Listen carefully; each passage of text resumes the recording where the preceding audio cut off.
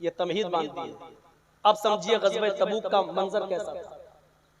ग़ज़वा तबूक, अल्लाह के रसूल सल्लल्लाहु अलैहि वसल्लम ने फरमाया सहाबा से तुम्हें इस ग़ज़वे में जाना है, तुम्हें जंग के लिए निकलना है।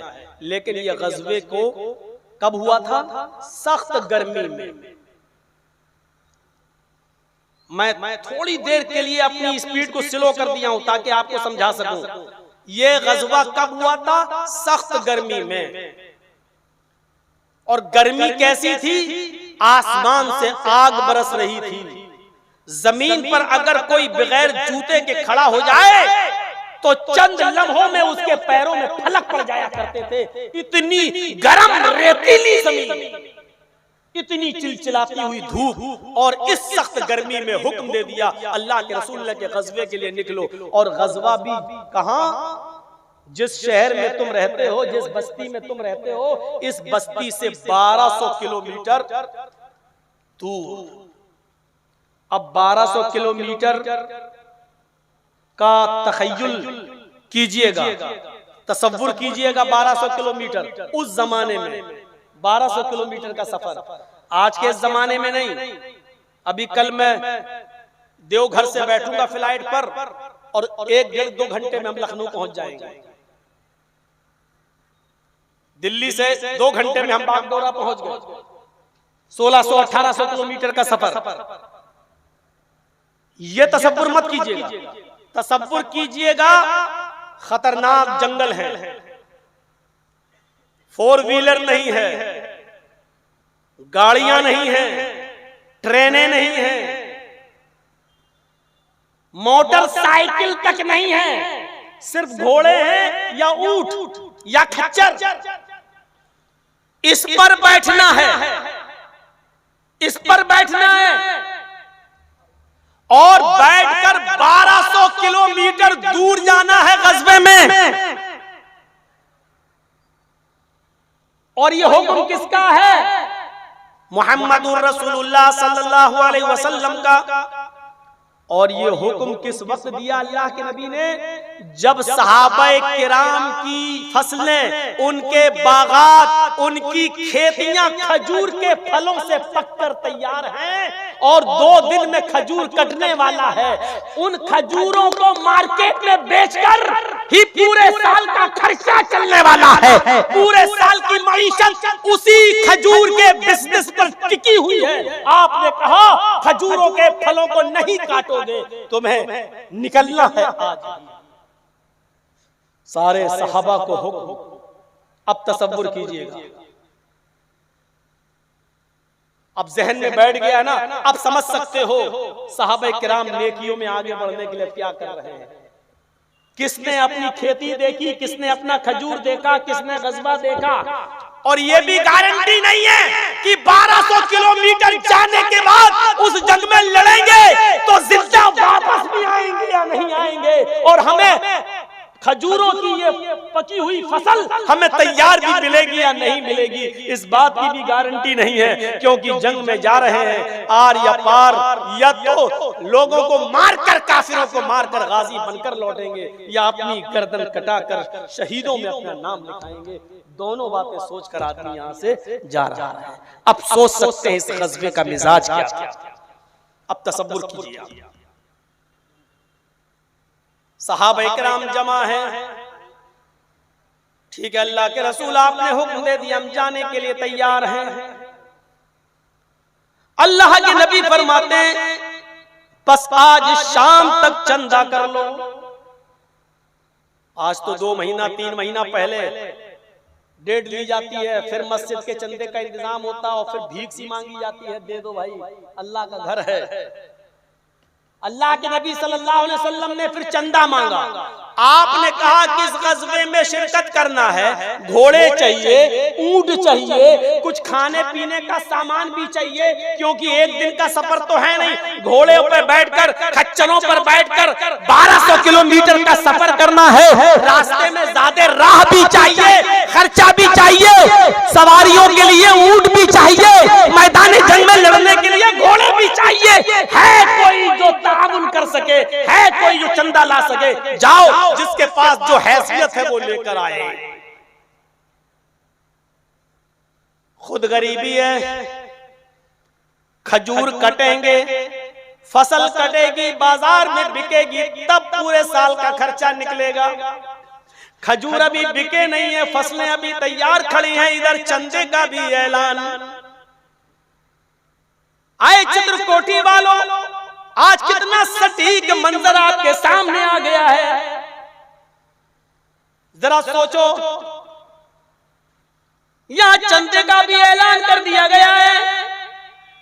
आज सहाबा किराम चंदा लाने के लिए तैयार हैं, सोच रहे हैं कि हम कितना दें कि आज नेकियों में आगे बढ़ जाएं, आज फला से नेकी में आगे बढ़ जाएं। हजरत उमर फारूक मुस्कुराने लगे, ऐलान सुनकर कहने लगे, मुझे मालूम है अबू बकर के पास ज्यादा माल नहीं है, हमारे पास ज्यादा माल है। आज मैं अपने घर का आधा माल ले आऊंगा, आज मैं अपने घर का आधा सासा उठा लाऊंगा और अल्लाह के नबी को दे दूंगा।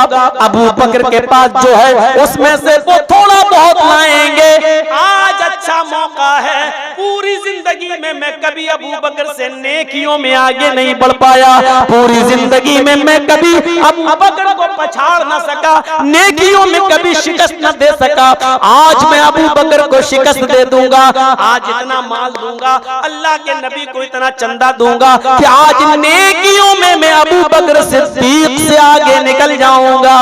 आज मौका है नेकी में आगे बढ़ने का। फस्तबिकुल खैरात की आयत इनके जहन में थी, आज नेकी में आगे बढ़ जाऊंगा इंशाअल्लाह। ये कहकर सोचकर हजरत उमर फारूक अपने घर गए। हजरत अबू बकर सिद्दीक को पता भी नहीं कि उमर फारूक के दिल में ये चीज है, दिलों का हाल तो अल्लाह जानता है। उमर फारूक को क्या, खुद अल्लाह के नबी को, अबू बकर को क्या, खुद अल्लाह के नबी को भी पता नहीं है कि उमर के दिल में क्या है।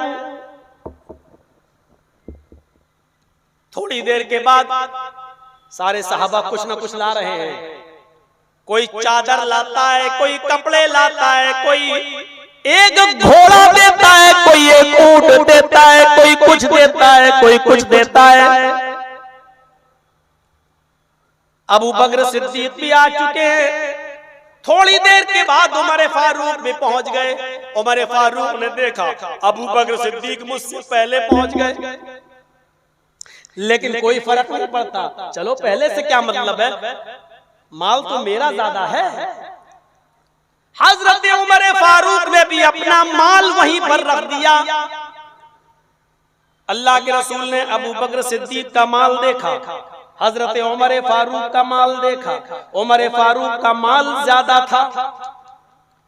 तो आपने उमर फारूक से पूछ लिया, ऐ उमर, इतना माल तुम लाए हो, इतना चंदा दे रहे हो, तो घर में तुमने क्या छोड़ा? हजरत उमर फारूक का जवाब सुनिए, ऐ अल्लाह के रसूल, मैं अपने घर में गया, मैंने अपने घर के सारे सामान को इकट्ठा किया, मैंने उसके 2 हिस्से कर दिए और हर चीज को 2 हिस्सों में बांट दिया। 2 कंबल थे, एक कंबल लाया, एक कंबल घर छोड़ दिया। 2 ऊंट थे, एक ऊंट लाया, एक ऊंट घर छोड़ दिया। 2 घोड़े थे, एक घोड़ा लाया, एक घोड़ा घर छोड़ दिया। 2 बर्तन थे, एक बर्तन लाया, एक बर्तन घर छोड़ दिया। 2 चादरें थी, एक चादर लाया, एक चादर घर पे छोड़ दिया। अल्लाह के नबी जो कुछ भी घर का सामान था उनके मैंने 2 पार्ट्स किए, 2 हिस्से किए। एक हिस्सा मैंने घर पे छोड़ दिया और एक हिस्सा लेकर मैं वापस आ गया। अल्लाह के नबी, मैंने अपने घर का आधा माल दे दिया, आधा माल और आधा घर छोड़ दिया। अल्लाह के नबी मुस्कुराते हैं और मुस्कुराकर कहते हैं, बारकल्लाहु फी मालिकुम, अल्लाह तुम्हारे माल में बरकत दे, अल्लाह तुम्हारे माल में बरकत दे, तुम जो घर में छोड़ कर आए हो अल्लाह बरकत दे। हजरत उमर फारूक ने कहा आमीन।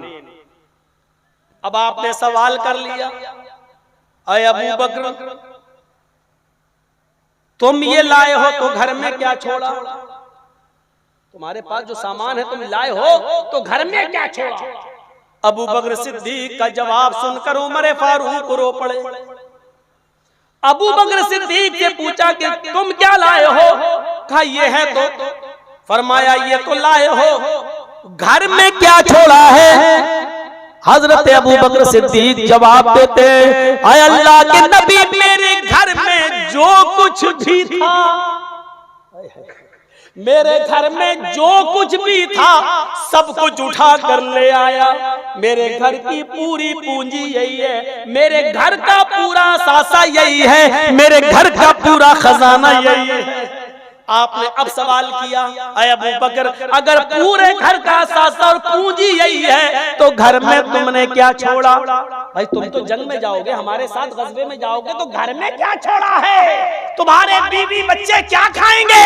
घर में क्या छोड़ा है? अबू बकर सिद्दीक कहते हैं, अपने घर में सिवाय अल्लाह के नाम के मैंने कुछ नहीं छोड़ा है। अय अल्लाह के रसूल, देने वाली जात अल्लाह की है, मैं नहीं जानता कि मेरी बीवी कल क्या खाएगी, मैं नहीं जानता मेरे बच्चे कल क्या खाएंगे, मुझे नहीं मालूम। आपने हुक्म दिया ले आओ, मैं ले आया। मैं घर में सिर्फ अल्लाह की और उसके रसूल की मोहब्बत को छोड़कर चला आया, घर का सारा सामान ले आया। उमर फारूक ने जब ये मंजर देखा, मैं तो अपने घर का आधा लाया और आधा छोड़ दिया घर में, हालांकि मेरा आधा माल भी अबू बकर के पूरे माल से ज्यादा है, लेकिन मैं आधा तो छोड़ा हूँ घर पे। लेकिन अबू बकर की नेकी का क्या कहना, अबू बकर के जज्बे का क्या कहना, अबू बकर की कुर्बानी का क्या कहना, अबू बकर की इस नेक काम में आगे बढ़ने की कोशिश का क्या कहना कि वो अपने घर से सब ले आए। और जब नबी ने पूछा कि क्या छोड़ के आए हो, तो अबू बकर का जवाब ये था कि सिर्फ अल्लाह का नाम घर में छोड़ के आया हूँ, अल्लाह और उसके रसूल की मोहब्बत को घर में छोड़ के आया।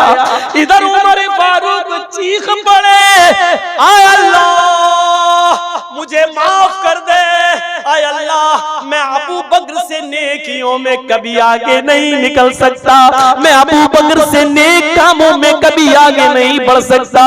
मेरे दिल में आ जाया कि आज इस नेक काम में मैं अबू बकर से आगे बढ़ जाऊंगा, लेकिन आज आय अल्लाह मैं माफी चाहता हूँ तुझसे कि मैं नेक काम में अबू बकर से कभी आगे नहीं बढ़ सकता। अल्लाह तू जज़ाए खैर दे अबू बकर को। अबू बकर ने साबित कर दिया कि मुझसे ज्यादा नेक काम में कोई आगे बढ़ने वाला नहीं। इस पोजीशन में गज़वे के लिए निकलते हैं। अब गज़वे में कौन जीता, कौन हारा, कौन छूटा, उस तरफ हम नहीं जाना चाहते, वो मेरे मौजू का हिस्सा नहीं है। बस बताना मुझे सिर्फ इतना है कि हजरत उमर फारूक नेकियों में आगे बढ़ने की कोशिश कर रहे थे, चाह भी रहे थे, ये कोई बुरा काम नहीं था, क्योंकि नेकियों में आगे बढ़ने का हुक्म तो खुद कुरान दे रहा है, फस्तबिकुल खैरात। नेकियों में आगे बढ़ने के लिए एक दूसरे से सदकत करो, नेकियों में आगे बढ़ने के लिए एक दूसरे से बाजी मारो, नेकियों में आगे बढ़ने के लिए एक दूसरे से आगे बढ़ने की कोशिश करो। ये तो खुद कुरान ने कहा है। लेकिन हजरत उमर फारूक ने एतराफ कर लिया कि अबू बकर से मैं नेकियों में कभी आगे नहीं बढ़ सकता।